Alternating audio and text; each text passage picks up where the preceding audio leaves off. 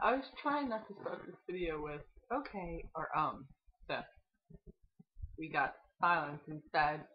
This is not a weight loss video. It's actually I make reference to being in pain or really tired or weak, and I was going to talk real quick about what that is. I'm not actually sure what it is. I've been going to doctors for over a year now, and so I'm just going to run through what the illness was and where we're at now. And I'm going to do it as quick as possible. This all started in 2009. Yeah, okay. I got the flu, and I was extremely sick Easter weekend in 2009. My oldest daughter had gotten the flu and was extremely sick earlier that week, like during the week. Then I got extremely ill, and I mean, I've had the flu, like a confirmed case of the flu, twice, and it was the achy, oh my god, I think I'm dying, what is going on? Can't breathe, my head, my throat, my eyes, my nose, my chest, my body, my muscles, everything, right? And I was out for a couple of days, just lying on the couch. Okay. Recovered from the flu. Probably about 2 to 3 weeks later, I started having pain in my shins, and like really, I'm kind of a freak about things, like just really, I was like, oh my god, something's wrong with my legs. Then I had this like little knot. It was a bright red, hot to the touch, extremely painful. It felt like a shin splint. Nodule. Okay, one right on my shin, right at the bottom. And I showed it to my girlfriend, and she was like, oh, it's a bug bite, whatever, it's fine. But also, it was starting to really hurt to walk, like really be painful to walk on that leg. Um, about 3 to 5 days later, I got another one right above it, about an inch above. And about 2 days later, another one. So about an inch apart going up my shin on my right leg. It became so painful to move my leg, that I wasn't actually sure what was going on. And I started to think like, okay, maybe I'm just too fat and it's my weight hurting, or maybe, I'm too old, and this is what happens when you're almost 30. So I started to really, really freak out. I let it go, and I got a bump on my arm. Like after they went all the way up both legs, I got one on my arm, and I woke up that morning, went to get out of bed, and literally fell from the pain that I was in. Could barely, I was like hobbling and holding on to chairs and walls and stuff, and I made an emergency appointment with a nurse practitioner because I wanted to be seen right away. Now, I'm not saying anything's wrong with nurse practitioners, but be careful, because they're not doctors. So I go to this nurse practitioner. She looks at the one on my arm and says, oh, we're going to have to lance that. Okay. She lances it because she thinks it's a staph infection and gives me medication. She gives me a cream, tells me I have to keep them covered because they're extremely contagious and that I shouldn't touch anything. It's a staph infection. And she lances one. Extremely painful. She cuts it open. No pus. No infection that she can find. No anything.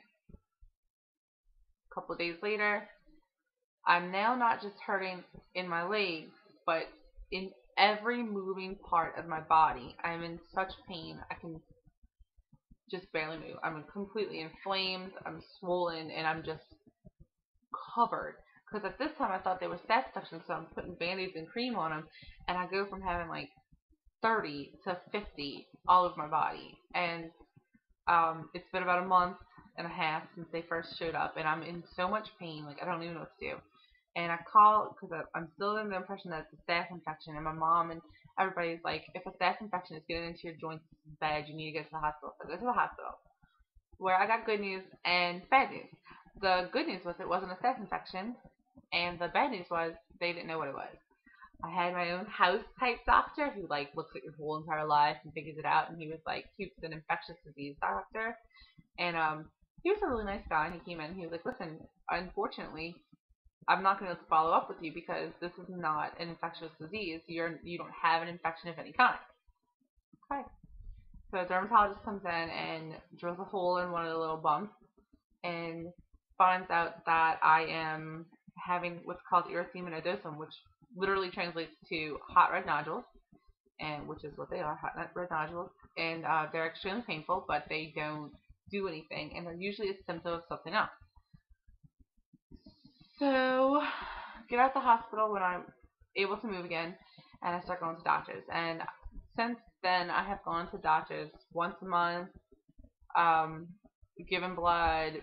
I've seen GI specialists, rheumatologists, my internal care physician, like so many doctors, a bunch of different specialists. At first they ruled out lupus and then arthritis. Now we're going back through a year and a half later. We're going back through arthritis tests because I think my rheumatologist believes that it could be developing into arthritis. They have diagnosed me with fibromyalgia, which is going to be a whole other video. But she doesn't believe that's everything. The bumps came, they stayed solid on me for months, even though on the internet it's like, oh, in 6 weeks they'll go away. That's not true. If you go to chat rooms, you're going to find people who have had it their whole lives, or like for many, many years. And I have not had an actual outbreak of the erythema nodosum in quite some time, and I think since May of this year. And I do feel the bumps every once in a while come, but then they go away. So that's good.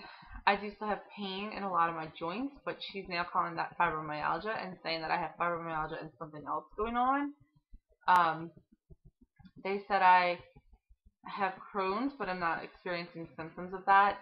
I could have irritable bowel syndrome, but I'm not having symptoms of that. The only symptom would be the erythema nodosum.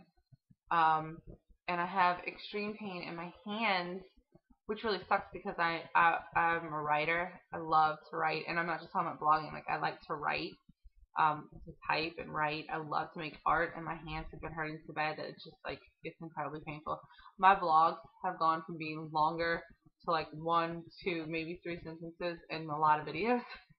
So, I don't know. Still trying to figure out what it is. I started exercising when I started dieting, and like, it doesn't make the pain go away, but it makes me have better stamina to deal with that. I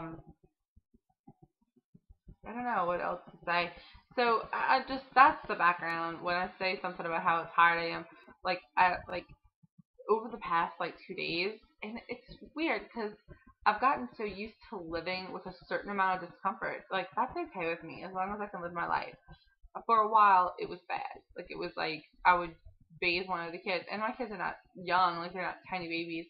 I just have to supervise and wash hair, and I would bathe one of the kids and like literally be so exhausted I could cry. Or there were times when like the fatigue at work, I would just like close my eyes and pass out. Like, when I blinked, it was just like, oh, you know. So I don't know. I mean, I have better stamina now because I exercise, and I do feel somewhat better.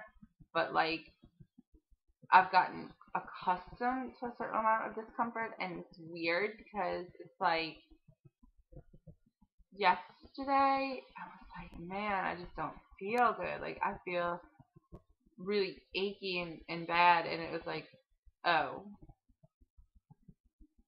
it's a downturn because it's really like a cycle. Like, I have days when I feel so much better and I'm doing so well.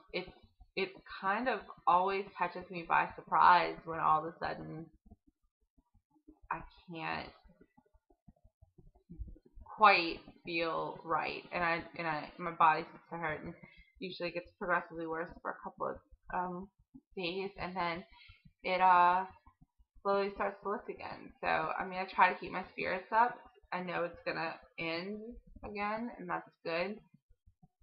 And I do what I can to keep moving, because even though it's hard and you want to stop at first, it's like that's the worst thing you can do, because your body just freezes up worse. So I don't know. I just wanted to give y'all some background and let you know what's going on with that. When I make reference to it, that's what I'm talking about. Hopefully, I'll get an answer sooner rather than later. It was really frustrating to go to doctors and doctors and doctors and have none of them, like, everybody's running blood tests constantly, and everybody wants, but nobody can really tell you what's going on, or help you, or fix it, because they don't know what it is. So that's the story, and yeah, that's it. I will talk more about fibromyalgia later. I'm not even really sure 100%, but we'll talk about that later. And yeah, now you know where I'm coming from.